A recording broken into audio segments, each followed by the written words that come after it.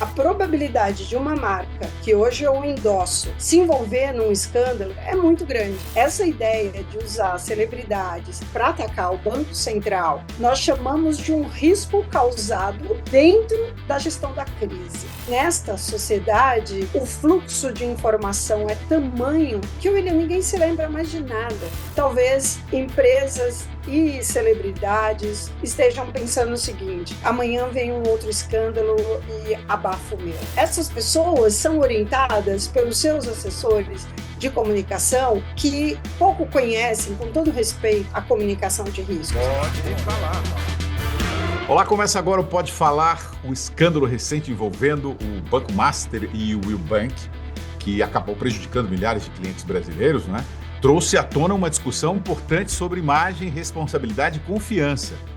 Nos últimos anos, o banco investiu pesado em campanhas com artistas, influenciadores, personalidades muito conhecidas do público, nomes que emprestaram sua credibilidade e reputação para exatamente fortalecer a marca. Aí surge a pergunta: quando, aliás, uma empresa entra em colapso, como é que fica a imagem dessas pessoas? Até que ponto o uso da própria imagem para promover um banco, um produto ou até mesmo um serviço também influencia decisões do público? Existe responsabilidade nessa relação? Para falar sobre os riscos da exposição, dessa associação de marcas e do impacto disso na reputação pessoal, eu converso agora com a professora e pesquisadora, uma especialista em comunicação de riscos, a Silene Victor. Olá, professora, tudo bem? Muito obrigado por estar aqui no Pode Falar mais uma vez. Bem, obrigada, William. Eu que agradeço você pelo convite. É sempre uma honra estar aqui com você no programa. E aí, professora Silene, o dinheiro bate na minha porta para fazer uma campanha para uma determinada empresa. Eu nego ou coloco no caixa? Nossa, esta é a pergunta que vai da nossa, toda a nossa conversa, né? Ela vai voltar várias vezes. Sim. Depende de muitas situações. Por exemplo, se você me fizesse essa pergunta, talvez 20 anos atrás, 30 anos atrás, eu diria não, né? Não é todo o dinheiro que vai compensar, porque vai ter um impacto para a imagem muito grande. Hoje, nesse contexto da sociedade hiperconectada, eu falaria, vamos continuar a conversa aqui para eu te responder lá no final. Eu te perguntei isso porque muita gente justifica que não tem nada a ver, né, com a questão da empresa, né? Ah, isso é um problema da empresa. E aí, e os clientes, como é que ficam nessa história? Que fizeram um negócio com a empresa porque acreditou na palavra daquele influencer ou daquele artista. Ele também não tem uma certa parcela de culpa nesse caso? Nossa, excelente, William. É importante nós lembrarmos, por exemplo, nós que estudamos, né, a área da comunicação, no passado se dizia assim: será que a Xuxa usa essa marca de esmalte? A Angélica lava o rosto com esta marca de sabonete? E muita gente falava assim: claro que não. E o consumidor, a consumidora sabia ali. Né? Os consumidores sabiam que aquelas celebridades não usavam aquela marca, que era uma marca de custo muito baixo, né? Uma marca mais popular, etc. Mas qual que era a lógica ali? Aquelas, e que é uma lógica que se estuda na comunicação, aquelas celebridades, elas estavam transferindo para a marca a sua credibilidade, o seu alcance, né, o seu aceite, né, o seu status. Então, tem até uma frase muito antiga, de décadas e décadas no estudo nessa área, que dizia assim: um sujeito distinto saúda, né, a determinada bebida a fim de transferir para aquela marca, aquela bebida, a sua distinção, né, Ah, o seu status. Então, essa é uma lógica. Então, e eu lembro o quanto que nós usávamos a expressão celebridade, o quanto que artistas pensavam várias vezes antes de associar a imagem deles a marcas, personalidades políticas, por exemplo, ou causas. Então, não sei, o teu público mais velho talvez se lembre do caso que foi muito marcante da Cláudia Raia e tinha uma outra atriz, que emprestaram a imagem, que emprestaram a imagem delas para, acho que a Beth Faria, não, enfim, que emprestaram a imagem dela, Cláudia Raia, é certeza, para o Collor de Mello. E elas ficaram na geladeira Ah, durante sim. muito tempo. Marília Pêra, desculpa. A Cláudia Raia e Marília Pêra. Elas emprestaram a imagem delas para o Collor de Mello, ou seja, elas estavam transferindo o status dela, o aceite, o alcance, a credibilidade delas, tipo, endossando o Collor de Mello como político. E depois de tudo aquilo que aconteceu, e mesmo antes de acontecer, elas foram para uma chamada geladeira, falaram muito em perseguição, em cerceamento, né, em pressão. Então, a partir dali, passou a se preocupar muito mais com quem você, ou seja, a quem você vincularia o seu nome, que foi construído ao longo de muito tempo. Porque ela, na verdade, você acaba sendo um fiador simbólico, né? Isso, é isso. E assim, William, é uma excelente expressão. Você é um fiador, e um fiador que você está colocando o que você tem de mais precioso em jogo, né? Um fiador, Que é quando ele você, coloca sua o imóvel, persona. é tudo que tem. Neste caso, você está colocando, por exemplo, a sua marca pessoal, né? Tudo aquilo que você construiu para ser, Uhum. vou dar um nome, né? Vini Júnior, para ser o Belo, para ser o, né? Assim, todas essa Pablo Vittar. Então, você, toda essa história você transfere também Isso para o. acontecia muito, isso acontecia e acontece muito com a gente do jornalismo, né? Quantas vezes já tivemos ofertas, né, de fazer propaganda de determinadas marcas e os grandes jornalistas acabam não aceitando exatamente por isso, para agregar sua credibilidade. Sempre analisa. Agora, isso é o que eu quero abordar com você.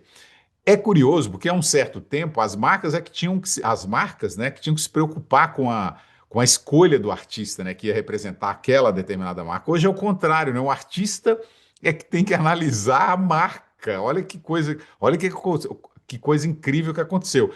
Por exemplo, esse último evento que teve em relação a uma marca que ela era um símbolo do Brasil, que são as Havaianas, né? A marca escolheu a Cláudia, a Fernanda Torres, né, para fazer a propaganda e a marca acabou se envolvendo numa polêmica política e ideológica, né?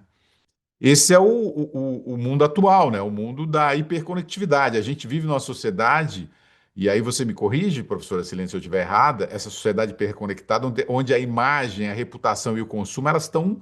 Está tudo misturado, não é isso? Assim, acho que quando você traz a discussão, William, para a sociedade hiperconectada, que é um tema que você investiga na Uhum. sua.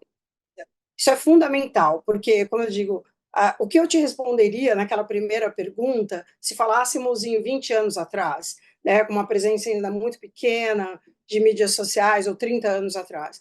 Hoje, com a própria, o ecossistema dessas plataformas, das mídias sociais, tudo se mistura e tudo também vira uma confusão na cabeça destas celebridades, influencers, que emprestam o nome. Então, eu tenho algumas teses, inclusive, para tentar explicar o porquê, William, do não cuidado, da não avaliação de um risco que ele é real, né? Porque risco é probabilidade.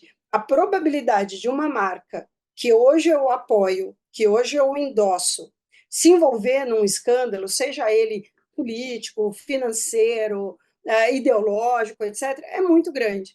E antigamente as marcas, elas pensavam, então as marcas, qual é a diferença entre marcas e as celebridades? As marcas, historicamente, elas sempre pensaram, sempre avaliaram esse risco.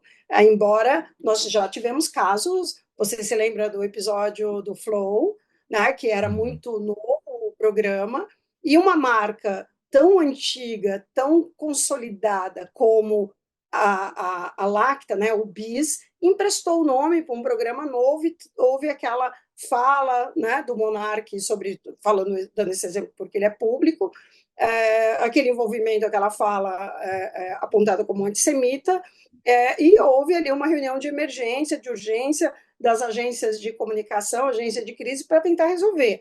Mas, na maioria das vezes, as marcas elas estão atentas, porque elas têm várias áreas, vários setores, várias empresas de assessoria dando esse suporte, certo? Uhum. Então, olha, aquela pessoa, ela dá umas escorregadas em alguns temas, né? Teve gente, você sabe de livros que foram cancelados, contratos cancelados porque a pessoa fez um discurso racista ou antissemita ou misógino, ou etc. Agora, será que as pessoas, as celebridades, que são marcas, estão preparadas para lidar com marcas institucionais que podem cair, que podem quebrar, que podem se envolver em escândalos, né? Esse é o grande divisor de águas. Agora, Silene, a gente viu essa questão do Banco Master, né? O Banco Master contratou agências de riscos para resolver esse problema, para tentar descredibilizar o Banco Central e dizer que o Banco Master é que estava certo, né? Onde foi o erro ali dessa agência contratada para fazer esse tipo de serviço? Porque não é normal, né? A agência é contratada para tentar fazer um trabalho de melhoria da imagem, mas não descredibilizar uma outra instituição, principalmente se tratando de uma instituição tão importante quanto o Banco Central. Nossa, excelente esse caso que você traz. Primeiro, assim, né, tem essa diferença que a gente gosta com muito respeito, porque são pessoas muito sérias trabalhando em comunicação de crise, né, análise de crise e tal. Mas a Uhum. gente costuma, ele é uma expressão que eu uso muito, que antes da crise vem o risco. Então, esta agência que teve essa ideia horrenda é uma agência de crise, que opera crise, que trabalha com crise, gestão de crise. Dentro das empresas de gestão de crise, são escritórios gigantes, né, que trabalham com grandes empresas. Essas empresas de gestão de crise, elas, dentro da estrutura delas, têm um departamento, uma área muito forte, que é a da comunicação de crise. E elas vêm subestimando há muito tempo a gestão de risco e a comunicação de risco. Então, veja, essa ideia de usar celebridades, né, usar personalidades, influencers para atacar o Banco Central, no momento em que o Banco Master já estava diante de toda a crise, é aquilo que na ciência do risco nós chamamos de um risco causado ou né, um risco gestado dentro da gestão da crise. Então, no momento da resposta à crise, foi gestado um risco que agora está sendo avaliado e, se comprovado, ele vira uma outra crise. Então, É uma vira crise dentro algo da crise, né? É. crise dentro da crise. E é importante saber, dentro das crises, riscos são gestados, mas as pessoas, né, muitas empresas esperam, deixa acontecer, é quase que uma cultura nesse sentido, deixa acontecer, e aí vem uma característica da sociedade hiperconectada, que nesta sociedade o fluxo de informação é tamanho que, William, ninguém se lembra mais de nada, né? É. Ninguém se lembra do escândalo, né? Casos que chocaram o Brasil recentemente, né? Aquela comoção diante da jovem que caiu naquela trilha na Indonésia, a Sim. jovem foi arrastada, né, por um carro. Daqui a pouco ninguém vai se lembrar mais do cachorrinho orelha, entende? Então, assim, nesse fluxo acentuado de informação, que é uma estrutura típica, né, da sociedade hiperconectada, talvez empresas e celebridades, marcas, estejam pensando o seguinte: amanhã vem um outro escândalo e abafa o meu. Ô, Silene, você me provocou aqui. Me permite usar, então, uma filósofa ou uma autora das nossas reflexões acadêmicas aqui, que é a Hannah Arendt, que ela usa o termo banalidade do mal, né? A gente já discutiu muito isso em sala de aula. Isso dialoga muito com o que estamos falando aqui hoje, né? O risco é ocorrer a banalidade das crises, né? E aí o artista diz: eu só fiz uma propaganda, eu só cumpri um contrato.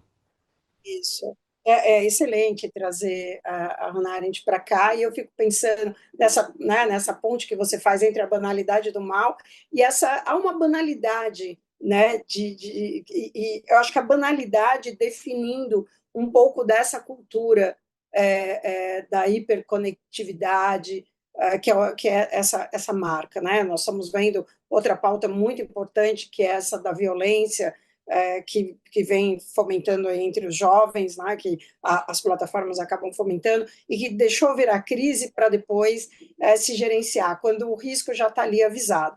Neste caso, o que eu tenho observado, William, que eu acabei falando sobre isso numa outra entrevista, Uhum. é que eu não duvido que o entendimento seja, nem vou te dizer que um entendimento voluntário, algo de caso pensado, mas assim, eu não vou pedir desculpas para o meu público, porque essas pessoas são orientadas pelos seus assessores de comunicação que pouco conhecem, com todo o respeito, né, que eu tenho pelos profissionais, pouco conhecem a comunicação de riscos. Então, eu penso o seguinte: não vamos falar sobre isso porque vai acender o problema. Deixa passar, é melhor não falar. Só que na ciência do risco, na comunicação de riscos, a dinâmica é exatamente o contrário. Né? Os fundamentos são exatamente contrários a isso. Os fundamentos da comunicação de risco deixam muito claro que a gente não consegue colocar nada debaixo do tapete. Nada a gente consegue empurrar para trás da cortina, tudo tem que ser descortinado. Uhum. Então, seria o momento dessas celebridades, desses influencers dizerem, fazerem um pedido de desculpas e dizer: serei mais cauteloso, mais cautelosa em associar o nome que eu tenho, que vocês ajudaram a construir, né, com marcas que podem nos prejudicar e prejudicar você, etc. Então, faltou essa hombridade, Uhum. essa lealdade com o público. E a minha tese é exatamente disso: deixa passar. Eu li essa entrevista que você está falando e uma das pessoas que foram entrevistadas lá, junto com você, disse que não, deixa passar, porque se não está falando, se ninguém está falando, se você não foi provocado no seu canal por um espectador ou por um telespectador, não diga nada que isso ali vai morrer. Mas na verdade não é isso, né? Quando uma marca patrocinadora entra em crise, o famoso perde muito mais, né? A imagem, eu acho que a audiência e credibilidade no longo prazo, ela fica desgastada ou não? Fica, e é só a gente lembrar, quando a Fernanda Torres foi nomeada ao Oscar de melhor atriz, né, foi indicada ali ao Oscar, estava entre as indicações, começou a surgir um monte de coisa relacionada ao passado dela, programas que ela atuou e que que tinha conteúdo que poderia. Então, assim, as pessoas vão desenterrando. Então, você se lembra de um cantor que foi parar na delegacia por agressão doméstica, né, agrediu uma mulher, etc. E um dia esse sujeito volta, vai fazer um show, e aí começa aquele monte de gente. Isso daí não é o que bateu na mulher, etc. Então, assim, coisa que tinha acontecido 5, 10 anos atrás. Então, as pessoas não vão deixar passar. Uhum. E, assim, muita gente tem essa ideia de que deixa passar é aquilo que fomenta e que amplia o risco. Você está alimentando o risco Uhum. daquilo lá na frente acontecer. Então, neste momento, é de falar mesmo, e não de deixar passar, porque amanhã alguém vai dizer assim: essa daí não foi a que emprestou a imagem dela É. para. Ou aquela foto de senadores com a influencer de bets, que todo mundo Uhum. falou: você acha que aquela imagem, William, você como jornalista, aquela imagem de senadores ali tirando foto, selfie, com uma influencer, isso não vai voltar nas eleições agora Claro. de dois É. Não, E o pior, Silene, é que nada é esquecido na internet, né? As pessoas esquecem disso. Fica lá. Silene, exatamente. essa entrevista que você citou, eu li essa entrevista e você disse uma outra questão que não existe crise súbita, né?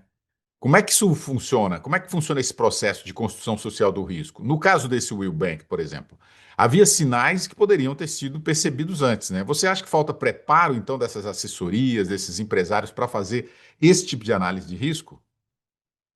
Excelente. É isso, né, que eu falei, nesse sentido de que nenhuma crise ela é súbita. Eu acordo amanhã e aconteceu um escândalo. Ele foi construindo, a gente usa uma expressão nessa ciência do risco que é uma construção, o risco é uma construção social, seja um risco de desastre, seja um risco reputacional. Você veja quando eu trago o exemplo, né, de uma marca de chocolate Uhum.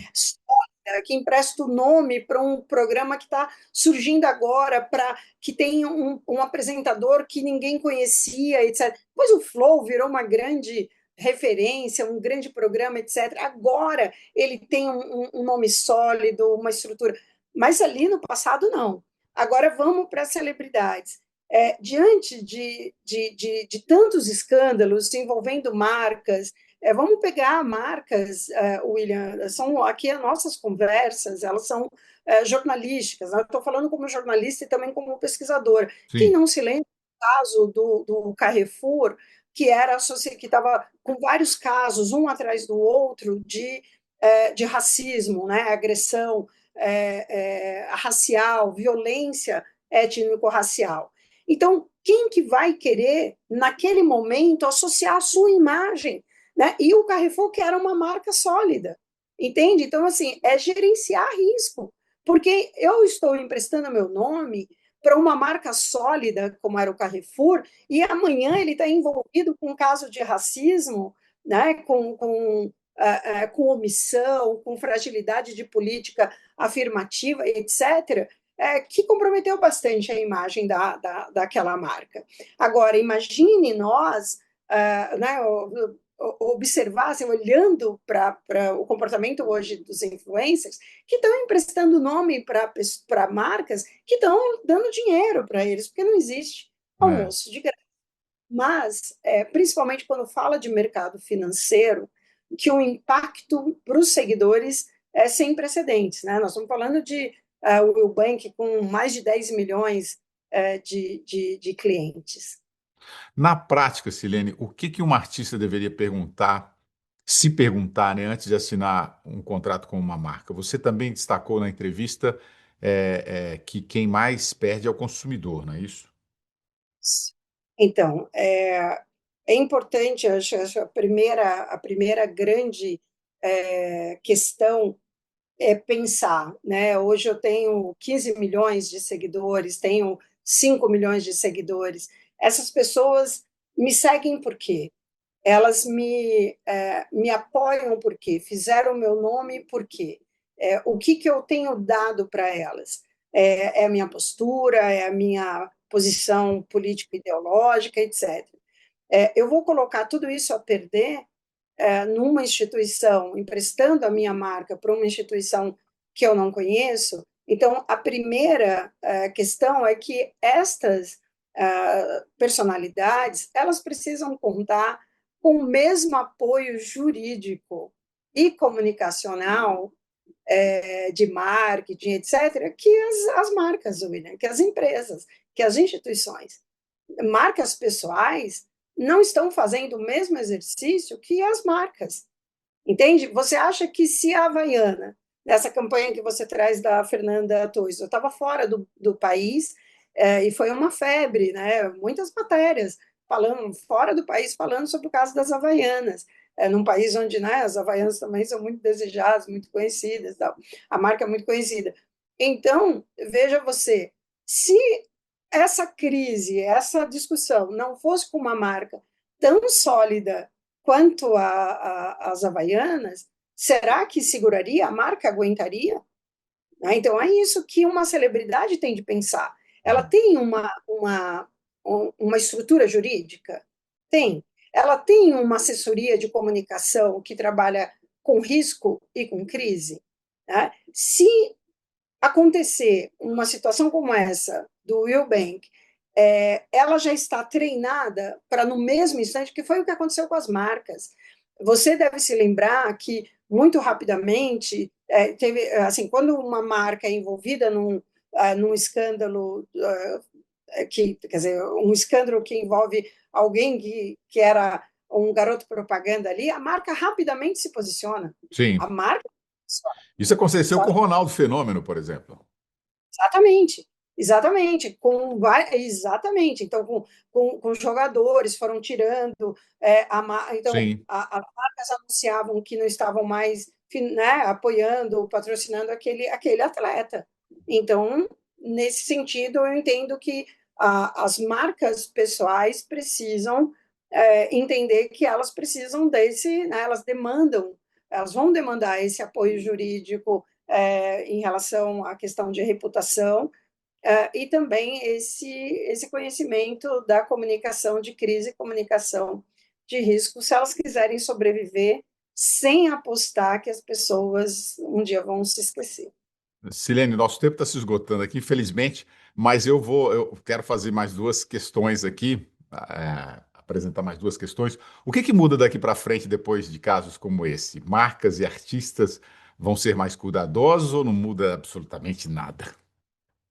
Então, depois da entrevista que eu concedi, eu comecei a analisar os nomes, né, ali envolvidos, e eu fico muito triste de dizer para vocês, né, que os teus telespectadores, para a tua audiência, para você, William, que acho que uma boa parte vai continuar com a ideia do deixa para lá, que as pessoas vão se esquecer, né? E outra parte, eu acredito que será mais cautelosa, porque não podemos deixar de esquecer do caso das bets que celebridades foram parar no texto de uma CPI, Sim. né? As que foram chamadas. Então, assim, você está emprestando, e depois alguns artistas falaram, puxa, agora ficou claro para mim, eu estou emprestando meu nome para jogo de azar, que tem gerado a mesma coisa, você emprestar o teu nome para Uhum. cigarro, você emprestar o seu nome para bebida, né? Eu vi uma entrevista maravilhosa da Paola Oliveira, né, falando sobre isso. Ela falou, eu brincava tanto com essa questão de bebida, e um dia minha ficha caiu e falou, peraí, isso é um dos maiores problemas do país, a dependência, né, o alcoolismo, etc. Então, assim, uma clareza, né, uma lucidez tão maravilhosa, porque você pode cometer o erro, mas depois você falar, gente, agora minha ficha caiu, né? Eu tenho um alcance desse, né? Agora, Silene, o público também precisa aprender a desconfiar mais das promessas fáceis, não é isso? Se você pudesse hoje dar um conselho direto para um jovem influenciador, qual que seria hoje? Para a gente encerrar, essa é a pergunta para encerrar o programa. Não duvide do tempo. Acredite na força do tempo. Acho que o tempo ele vai trazer todas as provas e ele vai definir. É o tempo que define quem somos nós. Como você citou a Hannah Arendt, eu quero trazer uma fala dela que ela diz assim, né? No livro Compreensão, ela fala quem nós somos e quem nós queremos ser para o mundo. Então, eu acho que é nessa linha, os jovens influencers pensarem nisso. Quem eu sou e o que eu quero ser para o mundo e para os meus seguidores. Eu acho que é isso. Essa auto-reflexão, essa crítica, essa autocrítica. Tá bom, muito obrigado. Tem um livro também muito interessante, que é super fácil de leitura, de um amigo nosso de bancada do Jornal da Cultura, que é o Mário Sérgio Cortella, ele diz qual é a tua obra, um dos livros mais vendidos do Mário Sérgio, que ele diz exatamente isso, né? O que você vai deixar, cara pálida, para as próximas gerações? Né? Qual a imagem que você vai deixar para os seus filhos, para os seus netos, e etc. É isso, Silene Victor, muito obrigado pela entrevista, viu? Pode falar, é sempre muito bom conversar com você, que você é pesquisadora, né? E sempre nos instiga a pensar mais, a refletir mais sobre esse mundo que vivemos. Obrigado. Eu que agradeço pela oportunidade. Pode falar, pode falar. Pode falar.